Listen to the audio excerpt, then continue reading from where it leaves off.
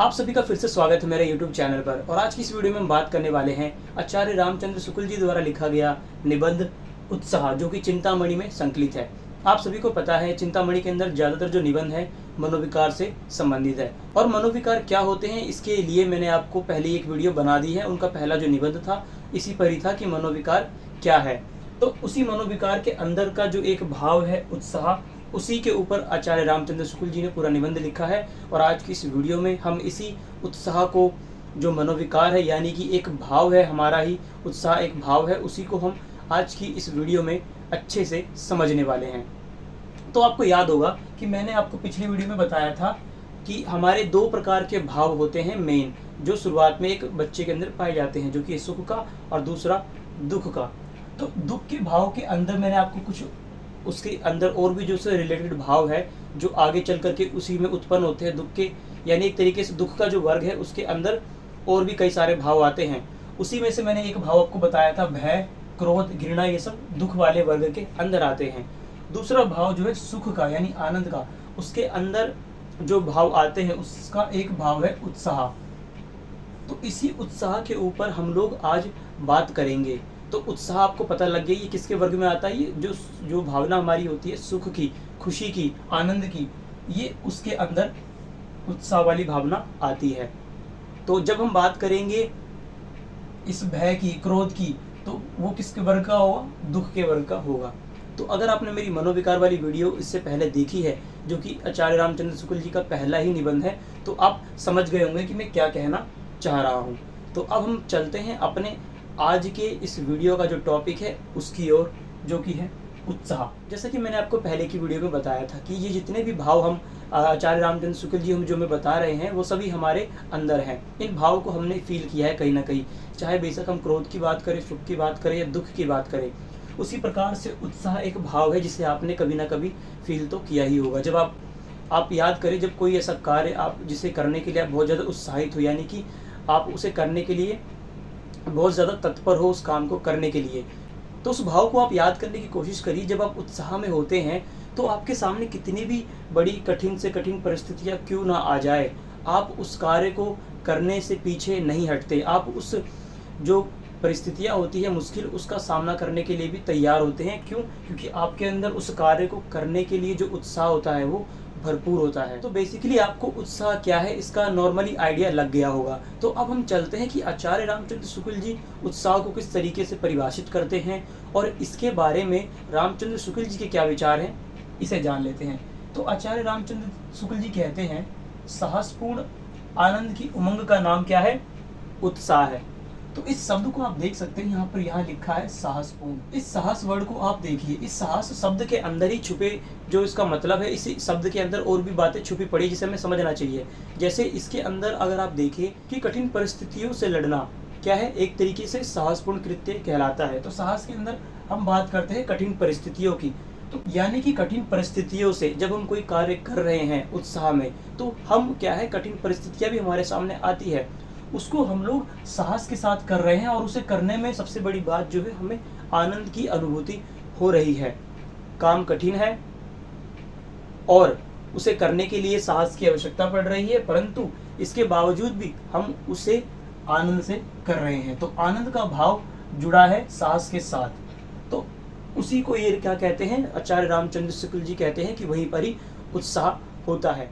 तो आचार्य रामचंद्र शुक्ल जी कहते हैं उत्साह का भाव वहीं पर ही विद्यमान होता है जहां पर साहस पहला काम और दूसरा आनंद होता है। साहस के अंदर मैंने आपको बताया कठिन परिस्थितियों से जो हम जूझते हैं उसको कहते हैं साहस, उसके अंदर आ गया।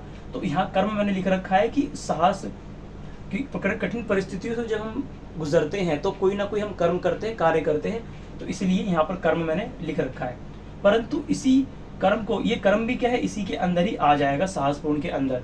अगर आप इसे देख पा रहे होंगे, इसी के अंदर साहस के अंदर कठिन परिस्थितियां भी आ गई, और उसी कठिन परिस्थितियों से जब हम लड़ रहे हैं तो वो क्या है, हम कर्म ही कर रहे हैं अपना।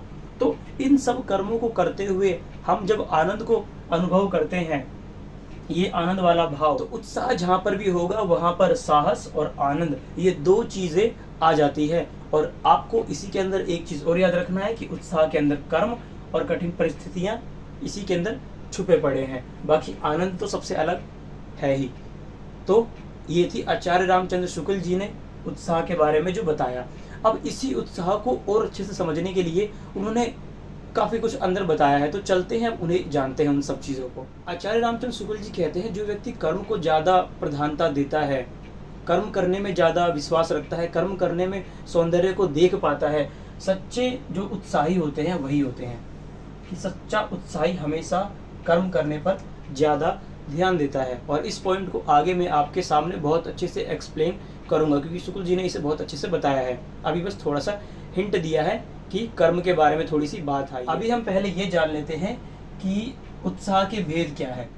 कष्ट के भेद के आधार पर उत्साह के जो भेद बताए गए हैं वो मैं आपको बता देता हूँ। सबसे पहला जो भेद इन्होंने बताया वो है युद्धवीर। युद्धवीर आपको पता है, ये सबसे अपने टाइम पे पुराने जमाने की बात हो रही है, जब योद्धा वगैरह लड़ने के लिए जाते थे। आपको पता है युद्ध करने में कितनी ज़्यादा हानि की गुंजाइश रहती है। वहाँ पर प्राण तक लोगों के जा सकते हैं, वो अपंग बन सकता है, उसके मतलब कितनी ज़्यादा उसको जो घायल होने की जो संभावना है बहुत ज़्यादा रहती है। यहाँ पर रिस्क बहुत ज़्यादा रहता है। उनका रणभूमि में इस प्रकार से युद्ध करना, ये युद्ध करना ही क्या है जो मैं आपको बता रहा हूँ। एक प्रकार से वो कष्ट भी तो उनको होता है उस युद्ध करने से, परंतु इसके बावजूद भी उनको क्या है, सच्चे जो योद्धा होते हैं उनको वो लड़ने में ही मज़ा आता है। जब वो रणभूमि में उतरते हैं, असली आनंद की जो अनुभूति है, उन्हें कष्ट होने के बावजूद भी उनको उस चीज़ में मज़ा आता है, आनंद आता है। तो ये तो बात हो गई उत्साह के पहले भेद की, युद्धवीर। दूसरा है दानवीर, तीसरा है दयावीर। दानवीर आप समझ रहे होंगे कि मतलब दान से रिलेटेड। दयावीर आप समझ रहे होंगे कि दया, किसी व्यक्ति की स्थिति को देख करके उसने थोड़ी बहुत उस पर दया आई हो और फिर उसने उसके ऊपर कुछ उपकार किया हो, और दान में उसने अपनी कोई चीज़ किसी को दी हो। तो ये 3 प्रकार के उत्साह के भेद बताए गए हैं। तो आप बात नोटिस यहाँ पर कर पा रहे होंगे कि युद्ध में भी जो उसको शारीरिक रूप से कष्ट हो रहा था, तो दान में आर्थिक रूप से इनको कष्ट होता है, और दया में भी ये कुछ ना कुछ जब उसको देते हैं तो भावनात्मक रूप से या फिर कोई भी सहायता करते हैं तो थोड़ा बहुत कष्ट यहाँ पर उसको भी होता है। तो कॉमन जो है कष्ट इसमें आ ही जाता है। और यहाँ पर एक बात और समझने की ज़रूरत है कि युद्ध में व्यक्ति जब घायल हो रहा है या उसको चोट लग रही है, तो उसको जो भी कष्ट हो रहा है, अगर उस कष्ट में उसे आनंद नहीं प्राप्त हो रहा, वो उस कष्ट से दुखी है, उसे आनंद की प्राप्ति नहीं हो रही है, तो आचार्य रामचंद्र शुक्ल जी कहते हैं फिर वो उत्साह नहीं है। तो वहाँ पर उत्साह नहीं आता है। उत्साह की कंडीशन मैंने आपको बताई थी, साहस और आनंद का भाव जो है वहाँ पर रहना चाहिए। अब बढ़ते हैं हम अपने अगले पॉइंट की ओर। अगला पॉइंट जो मैं आपको बताऊंगा वो रहेगा ये मानसिक क्लेश। इस मानसिक क्लेश के अंदर बात ये करने वाले हैं कि व्यक्ति ना केवल शारीरिक कष्टों से ही दूर भागता है, बल्कि मानसिक कष्टों से भी वो क्या है, दूर जाता है। ऐसे कृत्य को करने से वो बचता है, ऐसे कृत्यों में वो शामिल होने के लिए क्या है, साहस नहीं जुटा पाता है। जैसे प्राचीन प्रथा, जैसे अगर हम समाज में हमारी कोई प्राचीन प्रथा चली आ रही है, उस प्रथा से बेशक समाज में बहुत ज़्यादा नुकसान हो रहा हो लोगों का, परंतु ये जो लोग हैं उस प्रचलित प्रथा का विरोध नहीं करते हैं, केवल इसलिए कि वो समाज की नज़र में बुरे बन जाएंगे और उनको कई प्रकार का कष्ट समाज की तरफ से झेलना पड़ेगा, उनका विरोध उन्हें देखना पड़ेगा। तो इसलिए वो उत्साह नहीं जुटा पाते और इस चीज़ से दूर रहते हैं। और कुछ लोग तो ऐसे होते हैं जिन्हें इससे मतलब नहीं है कि समाज में किस प्रचलित प्रथा से किसको ज़्यादा नुकसान पहुंच रहा है, उन्हें बस ये देखना है कि किसका, कौन सी प्रथा का हमें विरोध करने से ज़्यादा लोगों के बीच में हमें सम्मान की दृष्टि मिलेगी। तो उनका जो मेन मोटिव होता है कि लोगों की नज़रों में आ जाना। तो उनका जो उत्साह है केवल इसीलिए वो दिखाते हैं इनको विरोध करके कि वो लोगों के बीच में केवल प्रसिद्धि पा सके। तो आचार्य रामचंद्र शुक्ल जी कहते हैं कि इस प्रकार का जो उत्साह लोगों के अंदर आता है ये भी किसी काम का नहीं है, क्योंकि यहाँ पर जो उनकी जो मानसिकता है वो मानसिकता लोगों की भलाई ना हो करके अपना स्वार्थ सिद्धि ज़्यादा है। शुक्ल जी कहते हैं उत्साह एक अच्छा गुण है, इसकी गिनती अच्छे गुणों के अंदर करी जाती है। और कौन सा भाव अच्छा है और बुरा है, इसका जो निश्चय होता है उसके परिणाम से होता है। उदाहरण के लिए देख लीजिए, हम बात कर रहे हैं उत्साह के ऊपर ही।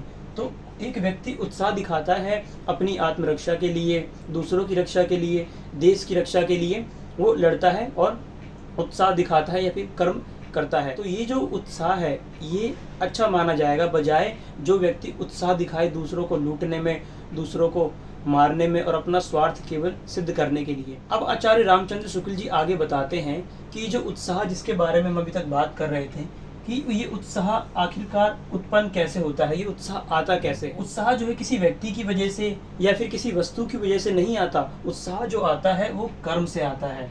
तो कुल मिलाकर के कहने का अर्थ यही है कि उत्साह का जो संबंध है वो एक व्यक्ति से सीधा नहीं है या किसी व्यक्ति या वस्तु से इसका सीधा संबंध नहीं होता है। उत्साह जब उत्पन्न होता है वो कर्म से उत्पन्न होता है। अब इस वीडियो का सबसे इम्पोर्टेंट पार्ट आप लोगों के सामने आने वाला है कि कर्म करने से जो आनंद की प्राप्ति होती है वो 3 प्रकार की होती है। कि कर्म करने से हमें किस प्रकार की आनंद मिलती है। मैंने आपको ऊपर बताया था कि उत्साह का संबंध जो है, मैंने बताया कि आनंद उसमें बहुत ही ज़्यादा महत्वपूर्ण रोल निभाता है। और पहला मैंने आपको साहस बताया था और साहस के अंदर कर्म ऑलरेडी इंक्लूडेड है।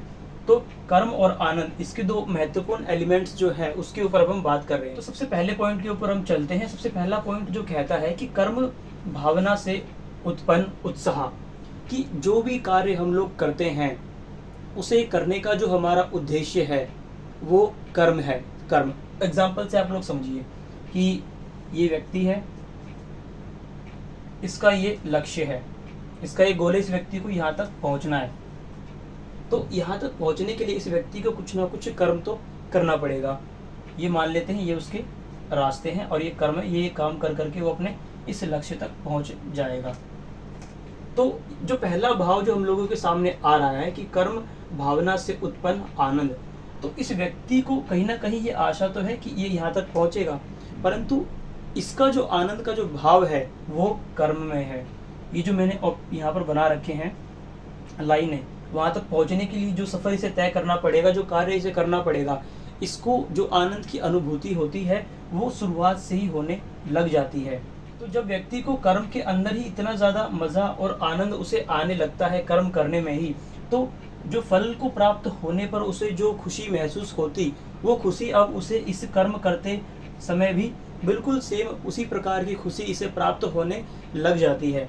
तो जो आनंद इसे लक्ष्य प्राप्त करने पर होने वाला था वो आनंद इसे शुरू से ही मिल रहा है कर्म के साथ साथ। तो सबसे पहला जो बताया मैंने आपको बात वो इसी का उदाहरण है कि कर्म भावना से उत्पन्न आनंद, कि कर्म से ही उसे आनंद उतना मिल रहा है जितना लक्ष्य तक पहुंचने पर उसे मिलता। अब दूसरी जो बात करते हैं इससे ठीक विपरीत कि ये जो व्यक्ति है अब इसका जो ज़्यादातर ध्यान है, मैंने यहाँ लिख रखा है फल भावना से उत्पन्न आनंद। तो इस व्यक्ति का जो आनंद अब आ रहा है, इसे जो खुशी मिल रही है, उसका आधार ये है इसका लक्ष्य। तो ये इसे पाने की चेष्टा की वजह से क्या है, खुश है कि मुझे ये मिलेगा, इसलिए वो अब ये वाले कर्म करता है। परंतु अब यहाँ पर दिक्कत ये आती है कि जब वो कर्म करता है और उसे लगता है कि वो अपने लक्ष्य से पास नहीं पहुँच पा रहा या उससे अभी भी काफ़ी ज़्यादा दूर है, जैसे ही इसकी प्राप्ति उसे नहीं दिखती कि मैं लक्ष्य से दूर जा रहा हूँ या नहीं मिलेगा, तो वैसे ही इसका आनंद क्या है, कम हो जाता है। जबकि इससे ऊपर वाले व्यक्ति के साथ ऐसा नहीं होता, उसे तो कर्म में ही मज़ा आ रहा होता है। तो उसके लिए लक्ष्य पे पहुंचना और कर्म करना, आनंद की जो अनुभूति है वो लगभग बराबर रहती है। और जो व्यक्ति फल की चेष्टा करता है उसके लिए बताते हैं कि जैसे ही फल उससे दूर जाता है उसका आनंद भी उससे दूर जाने लगता है। तो ये थी दूसरे प्रकार के आनंद के बारे में। तो इन 2 पॉइंटों को और अच्छे से समझ लेते हैं। शुक्ल जी बताते हैं उत्साह जो उत्पन्न होता है वो बेसिकली हमने यहाँ पर कह दिया कि क्या है, उसे अपने कर्म, जो ये कर्म उसे करने चाहिए वहाँ तक पहुँचने के लिए उससे क्या है, एक तरीके से आनंद उसे अपने कर्म में लेना चाहिए। पर शुक्ल जी यहाँ पर ये बात मानते हैं कि जो कार्य में तत्परता आती है वो फल की वजह से ही आती है। यानी कि जो व्यक्ति जिसे कर्म से अपने प्यार है, कहीं ना कहीं उसे भी उस अपना जो लक्ष्य है वहाँ तक उसे पहुँचना है, यानी फल तक पहुँचना है, तभी वो इस कर्म में आनंद ले पा रहा है। तो इसका रोल तो महत्वपूर्ण है ही, परंतु वो कहते हैं कि ये वाला जो हमने पहले डिस्कस किया कि कर्म को प्रधान मान करके फल की ओर बढ़ना ज़्यादा बेटर होता है बजाय इसके। और आपने ये गीता में भी देखा होगा ये श्लोक कि कर्म करते जा फल की चिंता ना कर, इसी बात का प्रचार भी वहाँ पर गीता में भी आपको देखने को मिलेगा। लगभग वही वाली बात है यहाँ पर। और इस पॉइंट को जब आप किताब के अंदर पढ़ेंगे तो अब आपको बहुत ही अच्छे से समझ में आ जाएगा। और तीसरे प्रकार का जो कर्म है इसके बारे में हम सबसे लास्ट में बात करेंगे। तो अभी हम पहले इन दोनों के कुछ एग्जाम्पल जो बुक के अंदर दे रखे हैं हम यहाँ पर भी देख लेते हैं। तो यहाँ पर एक एग्जाम्पल आप उसके अंदर देखेंगे कि एक कर्म होता है अरुचिकर कर्म। मतलब वहाँ पर कर्म करने का व्यक्ति का मन नहीं होता है, बस उसे ये जो फल है उसका जो लक्ष्य है वो उसे किसी तरीके से प्राप्त हो जाए। ये जो कर्म मैंने बताई ये करना पड़ेगा उस वहाँ तक पहुँचने के लिए, उसमें उसे कोई रुचि नहीं होती। उसमें एक एग्जाम्पल दिया गया है कि एक आप पर्वत पर हैं और पर्वत से आपको एक सीढ़ियाँ दिखाई दी। उस सीढ़ियों से जब आप उतरेंगे और नीचे पहुँचेंगे तो आपको बहुत सारे सोना मिलेगा। ठीक है, अब आप उस सोने की ओर बढ़ रहे हैं। आपको अब इन दोनों सिचुएशन को हम इस एग्जाम्पल से कनेक्ट करके देखते हैं कि सबसे पहला जो व्यक्ति होगा जिसे कर्म से प्रेम है, तो इस भाव से कि नीचे पहुंच के मुझे काफ़ी सारा सोना मिलने वाला है, तो वो एक एक सीढ़ी को इस तरीके से और इतने मज़े से और इतने आनंद के भाव से उतरेगा कि भाई मैं धीरे धीरे अपने उस लक्ष्य की ओर आगे बढ़ रहा हूँ और मैं वहाँ जब तक पहुँचूँगा तो बिल्कुल ही मेरे को अपना जो इतना सारा सोना मिल जाएगा, लाइफ उसकी सेट हो जाएगी। और दूसरा व्यक्ति जो केवल फल की चिंता करा बैठा है और उसे क्या है, कर्म से अरुचिकर हो रही है कि क्यों इतना मेरे को सीढ़ियाँ उतरना पड़ रहा है, फटाफट क्यों नहीं मैं नीचे चला जाता हूँ जल्दी से। तो यहाँ पर क्या है, उसके अंदर एक अस्थिरता उत्पन्न हो जाती है। तो या तो वो जल्दी से पहुँचना चाहेगा नीचे या फिर सीढ़ियों पे लड़खड़ा करके गिरने की जो उसकी शंका है वो बढ़ जाती है। तो ये जो दूसरा वाला भाव है, तो उसे इस जो रास्ता है, जो सीढ़ियाँ उतरना, उसे अरुचिकर लगेगा, बेकार लगने लगेगा। फल अगर आप देखें या फिर जिसे हमने यहाँ लक्ष्य कहा था, फल जो बनता है, शुक्ल जी कहते हैं कि जो हम कर्म करते हैं या फिर जो हम इस सीढ़ियों का एग्जाम्पल हमने यहाँ पर लिया था या जो मैंने आपको यहाँ रास्ते बना के दिखाए थे, ये जो हम कर्म करते हैं थोड़ा थोड़ा, ये थोड़े थोड़े कर्म ही क्या है, हमारा जो फल है उसको धीरे धीरे निर्मित करता है, उसको धीरे धीरे बनाता है। आपका एक छोटा सा ये वाला कर्म आपका जो ये फल है उसको इतना बढ़ा देता है, उसको इतना उसका निर्माण करता है। जैसे जैसे आप इस कर्म को बढ़ाते रहते हैं सही दिशा में और सही तरीके से, जिस तरीके से उसे होना चाहिए, उसी हिसाब से आपका फल धीरे धीरे ढलता रहता है। तो फल कोई एक पहले से ही तैयार प्रोडक्ट नहीं है जहाँ पर आप अचानक से उस तक पहुँच जाएंगे, डायरेक्ट मुझे फल मिल जाए और कोई कर्म ना करना पड़े। तो शुक्ल जी कहते हैं ऐसा नहीं है। शुक्ल जी कहते हैं कर्म करते करते ही क्या है, उस फल का निर्माण होता है, और जब आपका वो कर्म सफलतापूर्वक अच्छे से पूर्ण हो जाता है तो वो जो फल है अपना पूरा अस्तित्व में आ जाता है और आपको मिल जाता है। अब एक और एग्जाम्पल आता है बुक के अंदर, वो है रोगी का।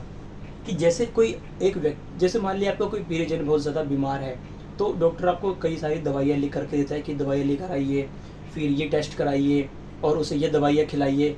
तो जब आप उसका टेस्ट कराते हैं, उसकी रिपोर्ट आती है, तो टेस्ट कराना, हो जाना, रिपोर्ट आना, तो धीरे धीरे आपके अंदर एक क्या कहते हैं, एक संतुष्टि की भावना आती है कि हाँ धीरे धीरे प्रोसेस जो है आगे बढ़ रहा है। फिर डॉक्टर ने दवाई लिखी तो आप दवाई लेकर आए, उसको दवाई खिलाई, तो आपके अंदर ये जो प्रोसेस चल रहा है कर्म का, फल क्या है यहाँ पर, लक्ष्य क्या है, इस व्यक्ति का ठीक होना। अभी वो ठीक हुआ नहीं है पर आप कर्म कर रहे हैं उसे ठीक करने के लिए, दवाइयाँ देना, टेस्ट कराना। तो इस कर्म करने से क्या है, आपको संतुष्टि मिलती है कि हाँ व्यक्ति धीरे धीरे ठीक हो रहा है। परंतु दूसरी जगह अगर आप ये कर्म ना करें, एक जगह बैठा रहे, तो आपके अंदर का जो दुख है वो और भी ज़्यादा बढ़ेगा। वो जो दुख है वो कम नहीं होगा और ना ही वो व्यक्ति ठीक होगा। ठीक होने की पूरी संभावना तो इलाज करते वक्त भी नहीं है, परंतु अगर आप देखेंगे कि ज़्यादातर सुखी, मतलब अच्छे से कौन सी स्थिति जो है आदर्श है आपके लिए बढ़िया रहेगी, तो आप पाएंगे कि वो जो इलाज करते रहना, करवाते रहना, जो कर्म आप कर रहे थे, टेस्ट कराना, दवाई खिलाना, ये स्थिति ज़्यादा संतुष्टिपूर्ण है। आपको संतुष्टि रहती है कि हाँ कुछ हो सकता है, ठीक हो जाएगा, बजाय दूसरे के। तो आप समझ पा रहे होंगे मेरी बात कि मैं क्या एग्जाम्पल देना चाह रहा हूँ। एग्जैक्ट एग्जाम्पल आपको बुक के अंदर भी मिल जाएगा कि रोगी का वो एग्जाम्पल देते हैं। तो ये 2 पॉइंट थे, मैंने आपको अच्छे से बता दिए हैं, एग्जाम्पल के साथ भी बता दिया है। तो शायद मैं आप तक कुछ संकेत तो पहुंचा दिया होगा, जब आप बुक में पढ़ेंगे तो एकदम अच्छे से स्पष्ट हो जाएंगी चीज़ें कि ये क्या है। अब चलते हैं तीसरे और आखिरी पॉइंट की ओर, जो कि है आगंतुक या विषय अंतर से प्राप्त होने वाला आनंद। तो ये कुछ इस प्रकार का आनंद है कि अब तो आपको ना वो फल चाहिए, ना ही आपको उस कर्म में आनंद आ रहा है। इन दोनों में से किसी में आपको आनंद नहीं आ रहा, परंतु फिर भी आप जो कर्म कर रहे हैं उसमें आप खुश हैं। एग्जाम्पल के लिए आप ये देख सकते हैं कि आपकी कोई बहुत बड़ा कोई कार्य था या कोई आपकी इच्छा थी, वो पूरी हो गई, तो उस पूरी होने की खुशी में आप इतने ज़्यादा प्रसन्न हैं कि आप कोई भी काम कर रहे हैं तो बहुत अच्छे से कर रहे हैं। तो वहाँ पर ना आपको अपने कोई लक्ष्य बना रखा है, ना ही आपको कोई फल से मैटर चिंता है, और ना ही उस कर्म से। आप तो बस आपका कोई काम था वो पूरा हो गया, इस वजह से आप खुश हैं, तो इसीलिए कार्य को जो आनंद पूर्वक कर रहे हैं। तो इसलिए ये तीसरा एग्जाम्पल वही वाला है कि विषय अंतर से प्राप्त होने वाला आनंद। अब इसी चीज़ को समझने के लिए एक लास्ट और आखिरी एग्जाम्पल, उसके बाद ये वीडियो पूरी की पूरी समाप्त हो जाएगी। जैसे मान लीजिए कोई एक व्यक्ति है, वो गुस्से में है बहुत ज़्यादा, गुस्से का कारण कुछ भी हो सकता है, ठीक है। अब उस व्यक्ति के पास कोई भी अगर आएगा तो वो ना चाहते हुए भी उस व्यक्ति से क्या है, गुस्से में उसको रिप्लाई कर देता है, चाहे बेशक उसने जो बात कही हो वो गुस्सा करने वाली हो या ना हो, फिर भी वो गुस्सा उस पर कर देता है। किस लिए वो गुस्सा इसलिए करता है कि वो गुस्से की स्टेट में रहता है, कि उसके अंदर पहले से गुस्सा भरा पड़ा है और वो व्यक्ति आ करके उसकी उस स्टेट में, उसकी उस भावना में खलल डाल रहा है। तो उसे ये पसंद नहीं आता, वो उसी गुस्से के भाव में रहना चाहता है, इसलिए उसकी हर बात पर वो गुस्सा कर देता है। ठीक इसी प्रकार से जब व्यक्ति खुश होता है, उसके किसी दूसरे जो काम कभी उसकी इच्छा थी वो हो गया, अब वो खुश है, तो उसकी जो खुश रहने की स्टेट है तो उसी को वो बनाए रखना चाहता है, और इसीलिए वो जो भी काम करता है प्रसन्नता के साथ करता है। तो ये जो भाव है उल्टा भी वर्क करता है कि जो व्यक्ति जिस भाव में रहता है उसी में वो रहना चाहता है। तो आप समझ गए होंगे, ये लास्ट वाला पॉइंट भी आप किताब में पढ़ोगे तो अच्छे से क्लियर हो ही जाएगा।